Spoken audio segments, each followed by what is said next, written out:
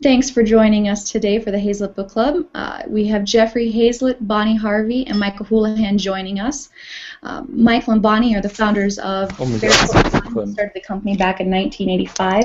After selling the wine company in 2005, they are now best-selling authors, speakers, consultants, and worthy cause matchmakers. Interviewing them is Jeffrey Hayzlett, a global business celebrity, Bloomberg contributing editor, best-selling author, speaker, and sometimes cowboy. Take it away, Jeff. Hey, thanks so much. And Michael and Bonnie, thank you. You know, I've had a good chance to meet Michael a couple of different times. In fact, the last time I saw him was right after you launched the book.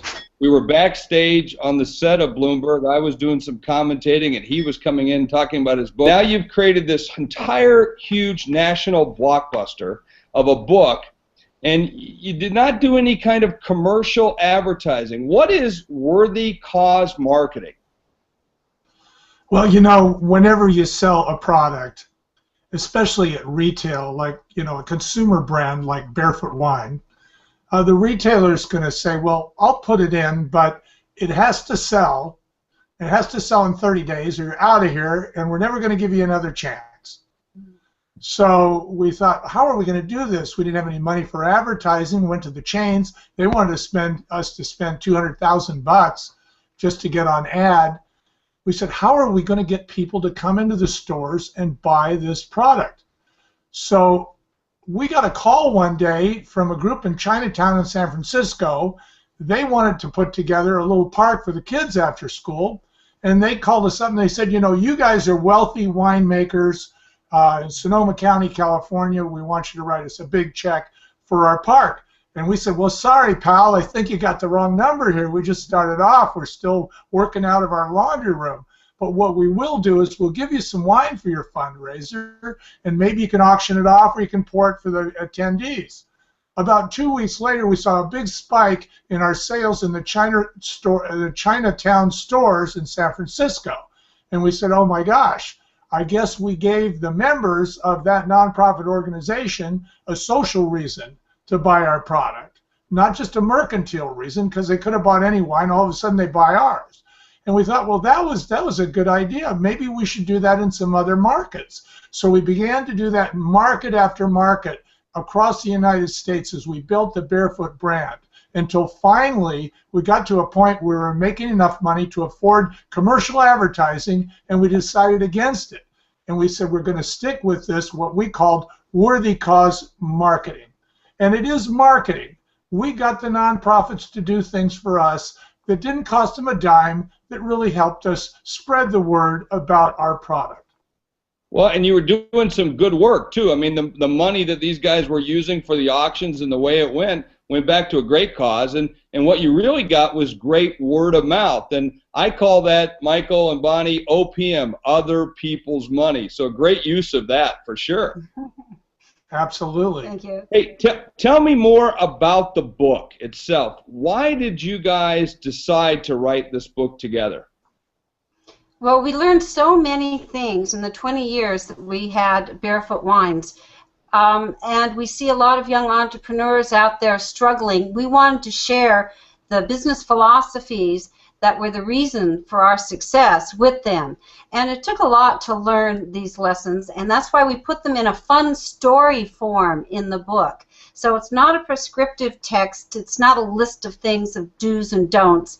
It's the stories of how Michael and I had what we call the brick for the day. It's the challenge of the day and how we faced it and how we overcame it, and the various challenges. We call it the Barefoot Spirit, how hardship, hustle, and heart built America's #1 wine brand, and it really takes all of those things, hardship, hustle, and heart. The hardship was starting without any money and without any knowledge of our industry. And the hustle is what you've got to do to get out there and make a sale and to keep going, and have the tenacity that companies and successful people have. And the heart has a lot to do with putting yourselves in the other guy's shoes. So we understood who our end user was, what they were interested in. That's how we supported the nonprofits in the worthy causes. So there's a lot to learn in the book, and we really want to help the young people out there that are starting their own companies. Maybe it won't take them 20 years to be successful. Maybe they will be able to do it in a little shorter time. Well, I think what you're pointing out really well is it's hard work really works, and that's really what it takes. Now, there's a question I want to kind of surprise you with that I didn't put on my list of talking to you about it ahead of time, but I want to ask you because you're a couple, and my business is a family-run business as well. How has it been to work together over these 20-plus years, not just as partners in life, but partners in business? What advice do you have for couples that are in business for themselves? Well, first of all, there's not a lot of couples that can work well together. It is tough. It's tough. It's tough. It is. For most couples, it probably isn't a good idea. But for us, it worked very well. We have different skill sets. We have a lot of respect for each other and for the different opinions that we have. There's so many ways that Michael and I are different, and with the kind of respect and love that we have for each other, it can only add to the total picture because we do have different qualities, different qualifications, and different skills. When you're working together as a couple, you really have to put even if you're not a romantic couple, if you're just business partners, you really have to know that both people are willing to put their egos aside. You've got to do what's best for the company. You've got to know that the other person is doing what they believe is best for you and for the company, and let the ego just stand in the corner. Yeah. Wait. And sometimes, Bonnie, you have to do what Tammy and I do, and that is remember this is our business relationship. Let's separate a little bit of our personal relationship over here. And so we try to put those hats on and reserve our time because a lot of people operate, out of their homes, and we take our business home with us at night. And I think that's a real important lesson. Again, we're talking to Michael Houlihan and Bonnie Harvey. They're the authors of the bestseller, The Barefoot Spirit. I'd hold up my copy of the book, but every time I get a copy, I give it away. And I gave mine away to the limo driver this morning because he's doing his own business. And I said, this is a great book. And so I gave my copy that I was going to hold up and show, but there's a picture of the book right behind you. Let me ask another question for you. Who is this book targeting? Is there a specific audience, and who should read it? Talk to me about that, would you, Michael? The book is targeting young people, young entrepreneurs. If you've been reading the newspapers lately, you noticed that we had a pretty good-sized recession. Whether we're coming out of it or not is a matter of debate. But the fact is that there was a lot of entry-level jobs in middle management at the corporate level that were how these business grads could enter the workforce. Those jobs are pretty much gone today, and self-employment turns out to be a really valid form of employment. In fact, it might be the only form of employment. And you have a lot of young people today that are scratching their heads and they're looking at their garages and their laundry room and they're wondering why. And so we said, we built this big business up, we sold it, it's a howling success. Our acquirer did a great job with it. It's all over the world now. Why don't we take the business principles that we learned that they can apply to their business and give it to these young people so that they will be successful? Because, let's face it, we're Americans, and we hate to see what happened to our country. That was really terrible, what we went through in the last 6 years. It's just unbelievable. And to see that, we said, what can we do as Americans to help change things in the future? And every recession and depression has been corrected by people in their garages. Half of the Fortune 500 was in their garage 15 years ago. People don't realize that. Absolutely. And so what is it that we can give these people that's going to give them a big head start? Well, how about 20 years of hard knocks in the real world, starting in a laundry room like they are today? Well, and it's a great testament to the free enterprise system, and I love the way you tell the stories. In fact, my favorite story is one of the very first ones in the book where you actually were schlepping from supermarket to supermarket with those cases of wine, and you got caught in a thunderstorm, but you still went on to make the sale. And that's that perseverance that everybody needs. And so let's talk a little bit, Michael and Bonnie, whichever one wants to take this one first, but what is the biggest mistake that you see entrepreneurs make every day in their business? Well, what I see is that people are so excited about this idea that they've got for a product or a service. They see that it's needed. They see that all their friends like this idea and they work hard on it, and then it doesn't get to market.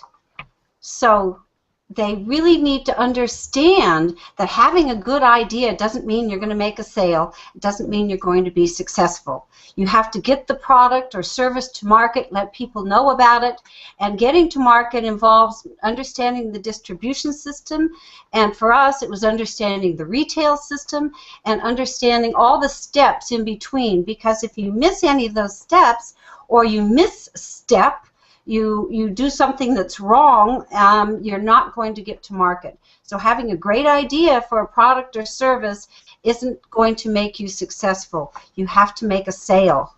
Yeah, imagine that. You got to make a sale. Yeah, and you got to only make a sale, but hopefully a profitable one. And a lot of entrepreneurs try to underprice things or underestimate. I think it's great. Again, your Barefoot Spirit, how hardship, hustle, and heart build a best-selling wine brand. That's what you guys have done with the Barefoot Spirit. A great book, an unbelievable book. What are you guys doing today? I mean, besides, you know, being on huge interviews like this Google Hangout right now, what else are you guys doing today? We are traveling around the United States, and we're speaking at many colleges and universities of entrepreneurship. You know, this is like a relatively new field. They're popping up like popcorn all over the country. Every school now has a school or a center of entrepreneurship. And, you know, you always wonder, well, who are you going to show that sheepskin to? You know, look, I graduated with a degree in entrepreneurship. I mean, nobody's going to hire you. So obviously you're going to school to learn the principles and the skill sets that you need to become an entrepreneur. So we see that the schools are lacking something that they're not teaching the kids. They're teaching the kids things like, here's how you do a business plan, here's how you read a set of books, all that kind of stuff. That's great. Here's how you apply for a loan. That's great. But they're not teaching them things that they need to know about how to get to market, how to deal with the distribution system, how to do the other guy's job with a smile on your face, how to not take no for an answer. What are your attitudes toward the people that lend you money? What are your attitudes toward the people that you depend on? Those kinds of things. So we call that the spirit. It's the spirit behind the Barefoot brand, but it's also the American entrepreneurial spirit in its best light. It's a set of guiding principles. So what we're doing is we're going throughout the country. We're talking to these kids directly. We're also working with the boot camp for veterans with disability. It's called the Entrepreneurial Boot Camp for Veterans. It's EBV. These are people that just got back from the Middle East. You know, maybe they lost an arm or a leg, or they got a plate in their head, or they're having post-traumatic stress. They want to be entrepreneurs. And so Bonnie and I are going out there and trying to encourage them, empower them, and inspire them to actually do it and provide the mentoring that's necessary to make that happen. Well, that's absolutely awesome.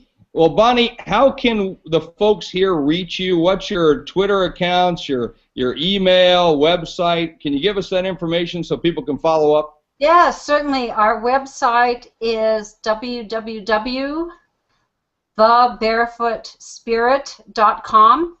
All right. And all the other contact information is on there. So everything is there, so people can go and find you. We've been talking and doing this Google Hangout with Michael Houlihan and Bonnie Harvey, the Barefoot Spirit, a runaway bestseller, whether they're barefoot or they got shoes on. It is a great, great book. This is a fantastic time. I encourage you to pick up a bottle or two of their wine. You know, not that it goes better with that, but everything goes better with wine. Listen, you need to know more information. Go to their website, www.thebarefootspirit.com. Get this book. This has been Jeff Hayzlett with the Hayzlett Book Club, and we'll see you again. Saddle up and ride, my friends. Bye-bye, everybody.